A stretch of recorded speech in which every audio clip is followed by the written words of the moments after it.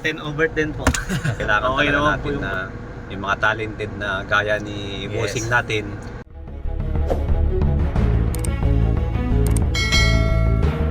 Guys, shout out guys.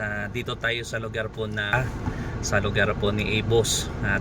Meron po kami tinignan na unit dito, nakailang unit na po kami na chinik po namin at napunta po kami sa unit na Innova 2016. So may tinignan din kami na Montero at so far sa pag-check po natin dito, sir, ang masasabi ko lang sa unit nito, sir, alam mo naman na sinabi ko sa iyo may konting issue sa alternator pag-check mo sa electrical.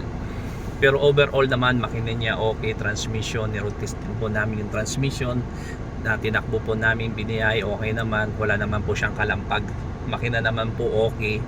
At madaling sabi po sa overall po nitong unit na chinik po natin maganda naman. At kung nakurso na nyo ito, isa lang po masasabi ko, ipa-PMS nyo po ito. Meron po siyang pag tumatakbo po tayo, meron pong tabig po sa kanan. So maaring hangin, maaring tire rotation ang kailangan nito. Maganda naman po yung gulong at baterya at tubig. Siyempre normal ito na pag ibiniyahin nyo mamaya, kailangan nyo papaimis pa to.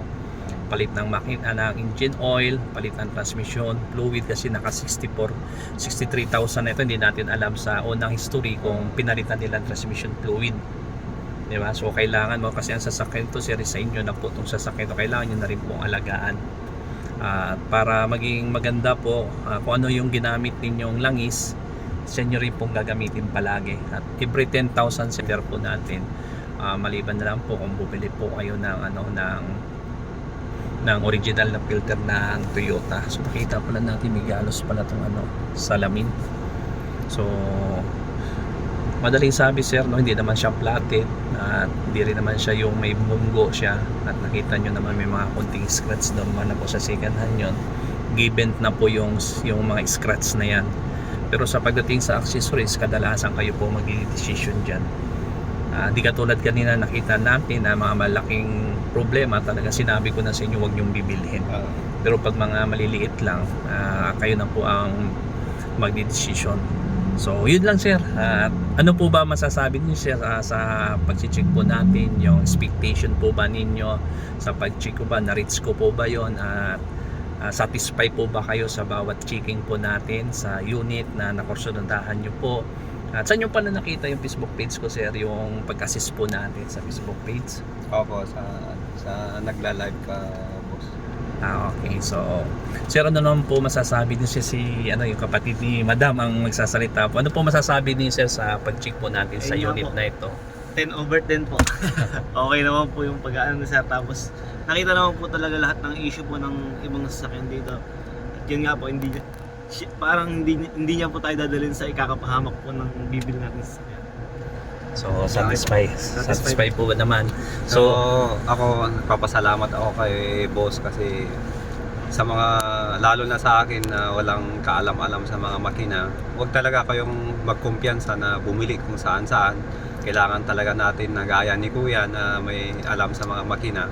Kasi yung isa talagang una, yung Montero, sa labas pa lang kita namin is korsonada namin mag-asawa, pero nung chinek pala ni bossing is marami palang sakit sa loob. So wag talaga tayo magkumpiyansa na bumili ng mga, lalo na kapag sa ganitong second hand, kailangan talaga natin na yung mga talented na gaya ni bossing natin. Kaya recommended ko, sana maraming magpapagawa sa kay boss, magpatingin sa mga sakit. Si Madam. Oh, Madam. Yan.